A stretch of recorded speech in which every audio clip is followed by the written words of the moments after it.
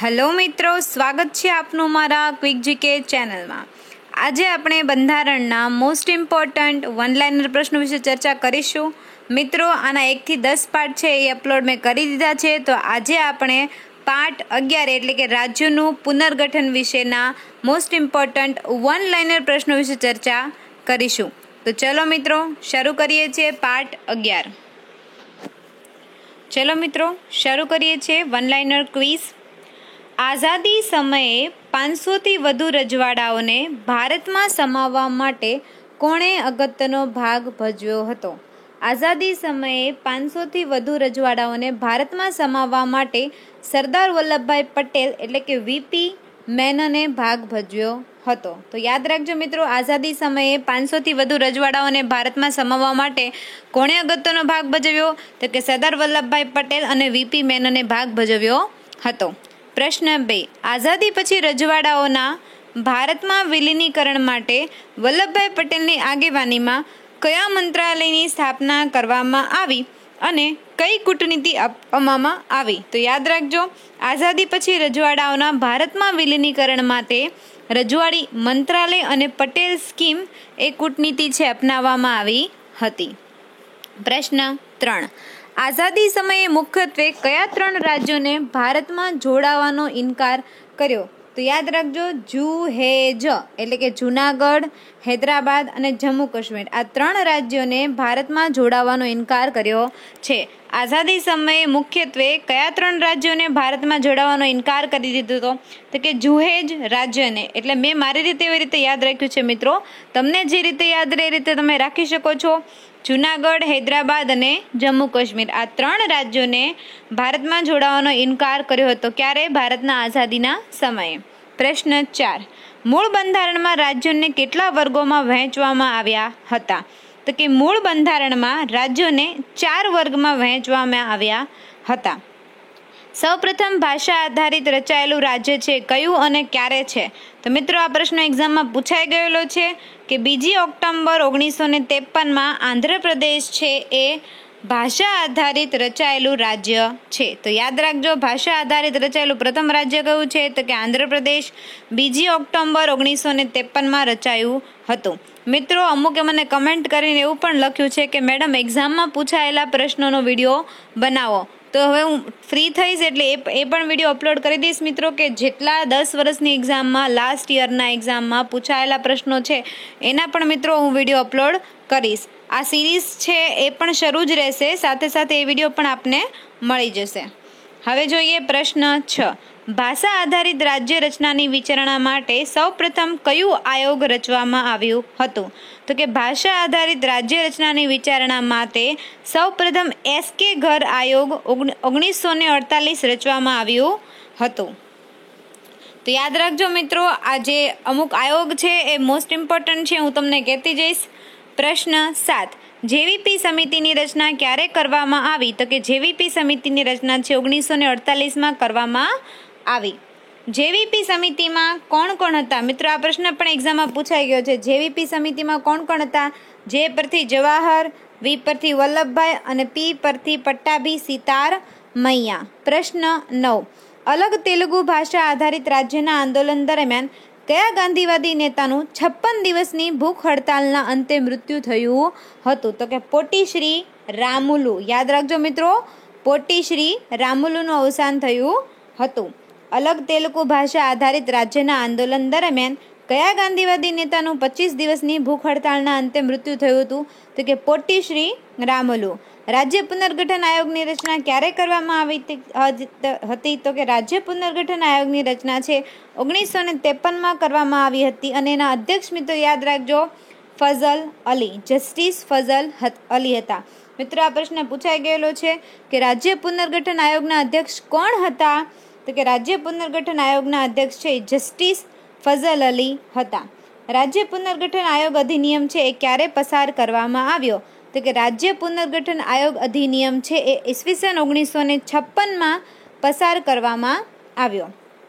પ્રશ્ન 13, રાજ્ય પુનર્ગઠન આયોગ અધિનિયમ 1956 પછી રાજ્ય અને કેન્દ્ર શાસિત પ્રદેશોની સંખ્યા ઘટીને કેટલી હશે? અથવા તો પ્રદેશોની સંખ્યા કેટલી હશે?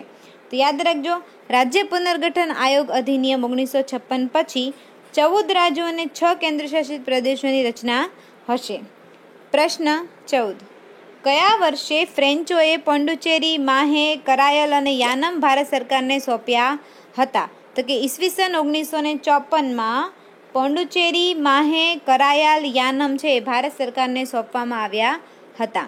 કયું રાજ્ય છે એ ભારતનું 15મું રાજ્ય છે? તો મિત્રો આ પ્રશ્ન પણ પૂછાયો છે કે ગુજરાત રાજ્ય છે એ ભારતનું 15મું રાજ્ય છે. પોંડુચેરી છે એ કયા વર્ષમાં ભારતીય સંઘમાં સામેલ કરવામાં આવ્યું? તો 1962માં. દાદરા અને નગર હવેલી ઈસવીસન 1954માં. દીવ, દમણ અને ગોવા છે 1961માં. જ્યારે સિક્કિમને 75માં ઈસવીસન 1975માં ભારતમાં રાજ્ય તરીકે સમાવિષ્ટ કરવામાં આવ્યો છે. તો મિત્રો યાદ રાખજો સાલ 1962માં પોંડુચેરી, 54માં દાદરા અને નગર હવેલી, 61માં દીવ દમણ અને 75માં સિક્કિમ. બને તો 19 તો બધાને ખ્યાલ રહી જ જાય, તો બને તો પાછળની સિરીઝ મિત્રો યાદ રાખવાની કે પોંડુચેરીમાં 1962માં, 54માં દાદરા અને નગર હવેલી, દીવ દમણ અને ગોવા 1961માં, સિક્કિમને એ 1975માં. જ્યારે હિમાચલ પ્રદેશ તો મિત્રો બધાને યાદ રહી જ જાય કે 1971માં એમને રાજ્યને દરજ્જો પ્રદાન કરવામાં આવ્યો હતો. પ્રશ્ન 21. વર્તમાનમાં ભારતમાં કુલ કેટલા રાજ્યો અને કેન્દ્રશાસિત પ્રદેશ છે? તો મિત્રો આ ખાસ યાદ રાખજો, વર્તમાનમાં ભારતમાં કુલ 29 રાજ્યો અને 7 કેન્દ્રશાસિત પ્રદેશો છે. પણ મિત્રો હમણાં 2019ના કરંટ અફેરમાં સુધારો આવ્યો છે. તમને પણ ખબર જ હશે કે જમ્મુ કાશ્મીર રાજ્યને કેન્દ્રશાસિત પ્રદેશ જાહેર કરી દીધો છે અને પ્લસ લદ્દાખને. તો ટોટલ કેન્દ્રશાસિત પ્રદેશોની સંખ્યા હવે કેટલી થઈ જશે 2019 પછી? તો યાદ રાખજો, હવે છે એ 9 કેન્દ્રશાસિત પ્રદેશો થઈ જશે અને 28 રાજ્યો થઈ જશે. મિત્રો આ પ્રશ્ન કોઈ એક્ઝામમાં પૂછાયો નથી, પણ આવનારી બિન સચિવાલયના એક્ઝામમાં કરંટમાં પૂછી શકે છે કે હાલ હવે 2019ની પરિસ્થિતિ પછી કુલ કેટલા રાજ્યો અને કેટલા કેન્દ્રશાસિત પ્રદેશો છે? તો ખાસ યાદ રાખજો, 28 રાજ્યો અને 9 કેન્દ્રશાસિત પ્રદેશ છે. શું કામ? કારણ કે જમ્મુ કાશ્મીરને હવે રાજ્યનો દરજ્જો કાઢી નાખ્યો છે અને એને હવે કેન્દ્રશાસિત પ્રદેશ છે એ જાહેર કરી દીધું છે માટે. તો હવે નવા 2 કેન્દ્રશાસિત પ્રદેશો કયા છે મિત્રો? તો જમ્મુ કાશ્મીર અને લદ્દાખ. પછી પ્રશ્ન 22. ભારત સંઘનું 29મું રાજ્ય કયું છે? તો યાદ રાખજો, ભારત સંઘનું જો 29મું રાજ્ય હોય તો એ છે તેલંગાણા. પછી આવે છે કયા વર્ષે હરિયાણા છે અલગ રાજ્ય બન્યું? તો કે 1966માં હરિયાણા છે અલગ રાજ્ય બન્યું. પછી આવે છે પ્રશ્ન 24. કયા વર્ષે છત્તીસગઢ, ઝારખંડ અને ઉત્તરાખંડ નવા રાજ્યો બન્યા? તો કે ઈસવીસન 2000ની સાલમાં છત્તીસગઢ, ઝારખંડ અને ઉત્તરાખંડ છે નવા રાજ્યો બન્યા. કયા વર્ષે તેલંગાણા છે ભારતનું 29મું રાજ્ય બન્યું? તો યાદ રાખજો, તેલંગાણા છે 2014માં. મિત્રો આ પ્રશ્ન પૂછાઈ ગયેલો છે હાઈકોર્ટ અથવા તો સચિવાલયની એક્ઝામમાં. સચિવાલયની એક્ઝામમાં આઈ થિંક પૂછાઈ ગયેલો પ્રશ્ન છે કે કયા વર્ષે તેલંગાણા છે ભારતનું 29મું રાજ્ય બન્યું? તો કે તેલંગાણા છે એ ભારતનું 29મું રાજ્ય 2014માં બન્યું. અને કોનાથી અલગ થઈને બન્યું? તો કે આંધ્રપ્રદેશથી અલગ થઈને બન્યું હતું. નાગાલેન્ડ છે કયા વર્ષે અલગ રાજ્ય બન્યું? નાગાલેન્ડ છે 1963માં અલગ રાજ્ય બન્યું. ગોવા મુક્તિ આંદોલનનું મુખ્ય કેન્દ્ર શું હતું? ગોવા મુક્તિ આંદોલનનું મુખ્ય કેન્દ્ર મુંબઈ હતું. કોણે પોર્ટુગીઝ શાસન હેઠળના ગોવાને ભારતના મોઢા પરનો ખીલ કહેતા હતા? કોણ પોર્ટુગીઝ શાસન હેઠળના ગોવાને ભારતના મોઢા પરનો ખીલ કહેતા હતા? તો કે રામ મનોહર લોહિયા. ગોવાના સૌપ્રથમ લશ્કરી ગવર્નર તરીકે હોદ્દો કોણે સંભાળ્યો હતો? તો યાદ રાખજો, ગોવાના સૌપ્રથમ લશ્કરી ગવર્નર તરીકે કેપી કેન્થે સંભાળ્યો હતો.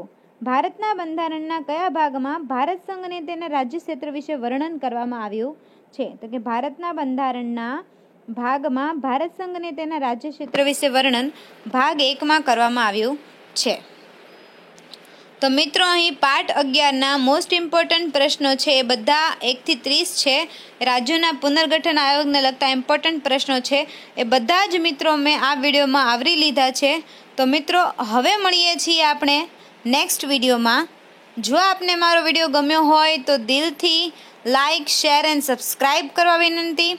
એવું નથી કે આ વિડીયો દરેક વ્યક્તિને પસંદ આવે, કારણ કે વન લાઇનર પ્રશ્નો છે તો એની પહેલાં તમારે થોડી ઘણી થિયરી વાંચવી પડે તો જ તમને વન લાઇનર પ્રશ્નો સમજાય. તો એવું બને તો મિત્રો કોઈ પણ તમે બુક લઈ શકો છો. વર્લ્ડ ઇન બોક્સ છે, શહેજાદ કાઝીની બુક છે, એ બુકમાંથી તમે એકવાર થિયરી વાંચી લો. પછી તમને કંટાળો આવતો હોય થિયરી વારંવાર વાંચવાનો, તો તમે વન લાઇનર પ્રશ્નો વાંચશો એટલે તમને થોડો ઘણો આઈડિયા આવી જશે. તો મિત્રો, હવે મળીએ છીએ નેક્સ્ટ વિડીયોમાં. જો આપને વિડીયો ગમ્યો હોય તો દિલથી લાઇક, શેર એન્ડ સબસ્ક્રાઈબ કરજો. Thank you so much.